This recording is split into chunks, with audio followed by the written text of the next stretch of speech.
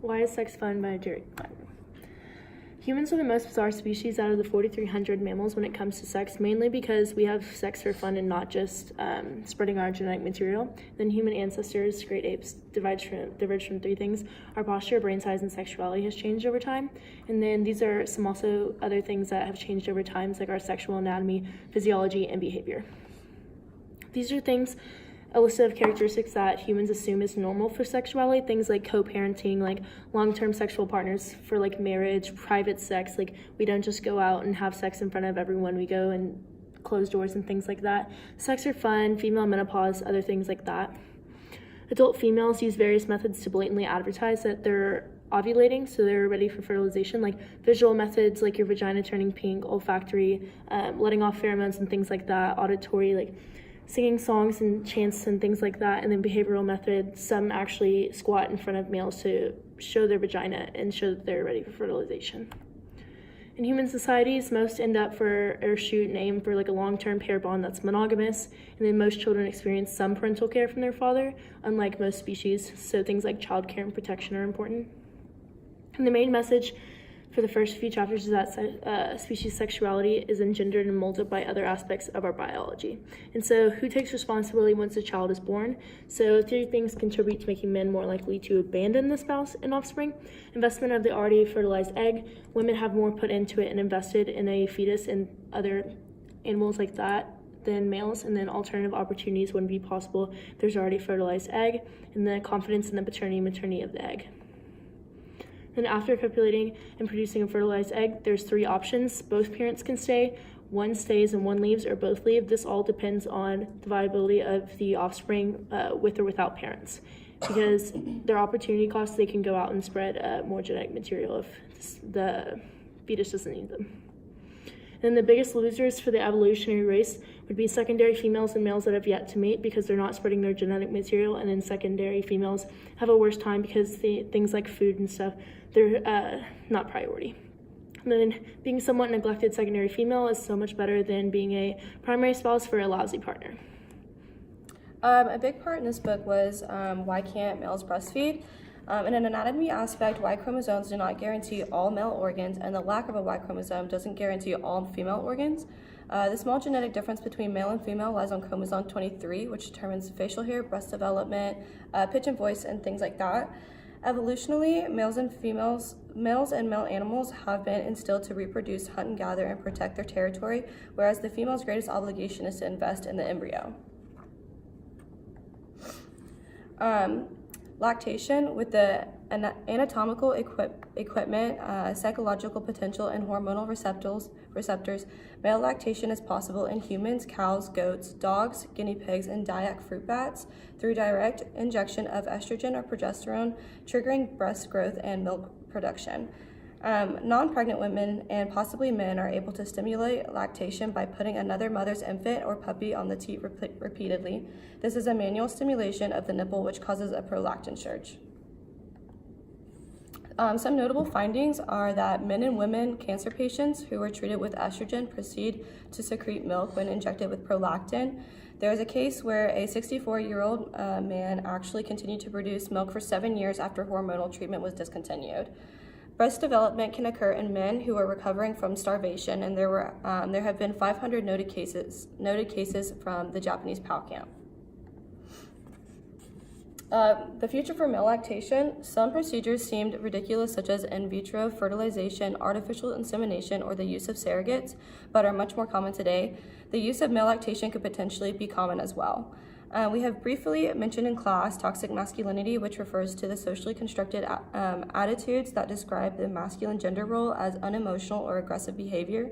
I believe that even if male lactation is easily accessible, it will not be a common form of breastfeeding because it would undermine men's masculinity, which is contingent upon the definition of toxic masculinity. So in this chapter, the author talks about the wrong time for love, and like mentioned before, when a female is fertile, her skin around her vagina swells and has a bright red coloring to it, and baboons, actually when they're ovulating, will crouch down and show a male her vagina. And animals typically only have sex to reproduce because if they do it all the time, it can prevents them from doing productive things. So there was a couple theories that were brought up in this chapter. One of them was sex to promote family values theory, and it was showing that parenting is a much easier job if there's two parents rather than one, and that in prehistoric times, cavemen would leave after fertilizing a woman just to go on to the next woman and fertilize her. So in order to keep the man around is to have sex after ovulation, and this holds the couples together so they can work together to raise the children. Some other theories are the daddy at home theory, which is concealed ovulation leads to monogamy, forcing men to stay home and for sure knowing the paternity of their wife's children. And then the opposite one of that is the many fathers theory, saying that concealed ovulation gives women access to many sexual partners, leaving men uncertain of who their actual child is. And then with this theory, it was recognized that infanticide was used in common traditional human societies, and animals still do it. And basically by killing an infant, the mother stops lactating, putting her back into her cycle, where in some cases the murder fertilizes the mother of the dead infant, so the child carries on those genes. And then lastly, there was a study on sexual habits where 68 different species were studied, and it looked at if they advertised or concealed their ovulation, and then if they were monogamous or if they were promiscuous.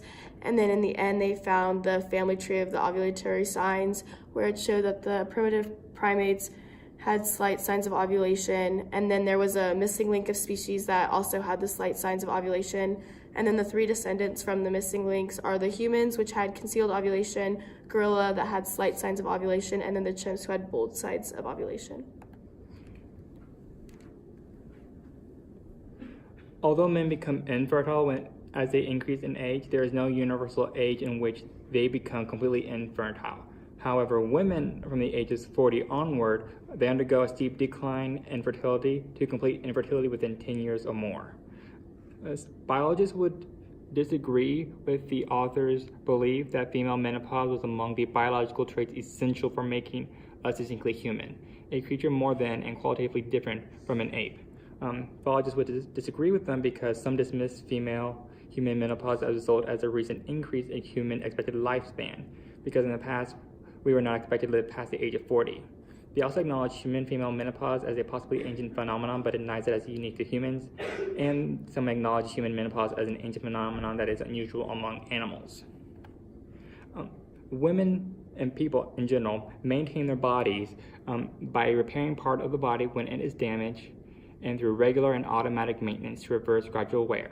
Regardless of whether there has been any acute damage, how much resources are put into maintenance strongly influences how long it will last. Natural selection adjusts the investments in repair and reproduction as to maximize the transmission of genes to offspring. When our bodies get too damaged, human faces a trade-off between repairing old body that contains genes and making babies for the genes. Resources spent on repairing the body eat away at resources available for making babies and other bodily functions. Another thing is that as women age, they can do more to increase the number of people bearing genes as devoting herself to her existing children, potential grandmother, and other relatives, than by producing yet another child. The evolutionary chain of reasoning rests on several crucial factors. Rather cool though. The human child's long period of parental dependence longer than any other animal. Humans, when we are born, we are unable to defend for ourselves, rely on our parents and anybody around us. However, animals, most are able to fend for themselves as soon as they are born. The second fact is that the birth of each child immediately jeopardizes the mother's previous children. Because mothers risk death in childbirth, the later risk of death related to exhaustion by lactation, carrying a young child, and working harder to feed more mouths. And lastly, infants of mothers are themselves increasingly unlikely to survive or be healthy because of age-related increases in risk of abortion, stillbirth, low fetal weight, and genetic defects. So in today's society, there's a well-known idea that men contribute less to their families than women. They have higher-paying jobs, thus can contribute more financially. However, their involvement in household duties and childcare are lacking. Most often, women bear the responsibility of the household, their family, and work duties. In most mammalian species, males are seen as only good for injecting sperm and sometimes providing food or protection. However, males human males are different because, as discussed earlier, they usually stay with their partner after copulation and strive for long-term monogamous relationships. Today, women are becoming intolerant of males' self-ascribed status and criticize them for providing better for themselves rather than for their wife or children.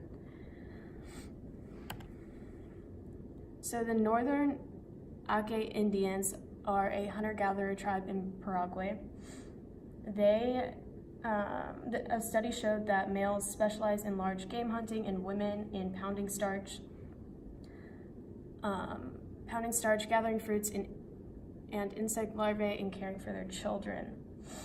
It was determined that women have larger returns than males, and their returns are more consistent. Results from studies also showed that males would do better and provide more for their family if they did women's work. However, the reason they hunt is for more than food in their stomach. They do it for honor, increased sexual partners, as well as more self-centered reasons. The Ake findings relate to our society today. There are men who do desert their families and focus more on their own well-being than their families' well-being. Thus, single parents outnumber co-parents, and most co-parents are women. Time budget studies on working American couples in nuclear families show that women on average spend twice as many hours as men on their responsibilities, which are defined as their job plus their children plus their household. Additionally, men tend to overestimate the number of hours they spend on responsibilities and underestimate their wife's hours. From the results of the studies discussed in the chapter, there isn't a specific answer for what men are good for. Women in our society can provide as much, if not more, than men. Thus, the question of what men are good for is still highly debated within society and between anthropologists. So chapter 7 is where all of the biology that we've talked about previously, like lactation and other stuff that happens in previous chapters, kind of comes to a head, and Jared Diamond tries to apply his evolutionary-based perspective onto human sexual behavior, specifically when looking for mates. And he uses the concept of signals, which, as you see on screen, is defined there, to kind of explain some behaviors that he thinks we can commonly see and are universal across societies, cultures, and time periods. And there are three different models and theories that he uses to define traits and whether or not they're beneficial or not. He mainly uses the third one, the Astrid Kodrick Brown and James Brown truth and advertising theory. That's why the chapter is named as such, which delineates between truthful and deceptive signals, but defines traits in general as good for survival, but it's the cost of those traits and being able to afford the traits, basically, that makes them good and will promote partners seeking out for them. One of the examples that he uses in the book is if your date can afford to spend money on a Porsche and then basically throw it away, that's a sign of wealth and it's a good trait, and it means that you should mate with them. He looks at three signals, primarily first being men's muscles, facial attractiveness, and then women's body fat. I said three, but there's actually a bonus one. He ends the chapter with basically a dick measuring contest by talking about the human penis in relation to other penises that we see in primates. Overall, his arguments are very evolutionary based, and he compares modern societies to traditional societies, often using that as kind of like blanket terms to define some Neolithic concept of men going out as hunter-gatherers and providing for the tribe, and women being the mothers and lovers and staying home and stuff like that. There's a returning misogynistic double standard, specifically with facial attractiveness and women's body fat when he discusses those, in that when men engage in it, it's fine, but if women engage in something like facelifts or breast augmentations, it's a deceptive signal, and it's meant to trick men. And specifically when he's talking about body fat, he asks the question, why do women, like across cultures and across the globe, have fat deposits in breasts? His reasoning is not for the value of adipose tissue as a cushion or a buffer for vulnerable mammary glands. It's, according to him, done so that men can judge the lactation ability of females. And we have some qualms about that. And going back to the human penis, he posits that the human penis is larger in humans than in primates because humans can somehow afford to consciously spend the energy to make your penis bigger instead of spending the energy on making a bigger brain. It's supposed to show your mate that you can survive despite having a smaller brain, but having a bigger penis instead. And He does raise some objections that people might commonly have and tries to shoot them down. Overall, I think that his arguments, we think that his arguments are very ethnocentric, heteronormative. He doesn't even mention LGBT identities, and in fact, his theories would kind of fall apart with their existence because all of it is focused on this very simple binary system of men going out and intimidating rivals and competing for women, and women competing amongst themselves and tricking men and being deceptive to kind of hype themselves up even though they're not that great. And there's some obvious concerns that we have today, and even though this book was written in 1997, there's we can see some parallels today with men's rights activists and incels and the manosphere in general, that this book kind of provided a foundation for them.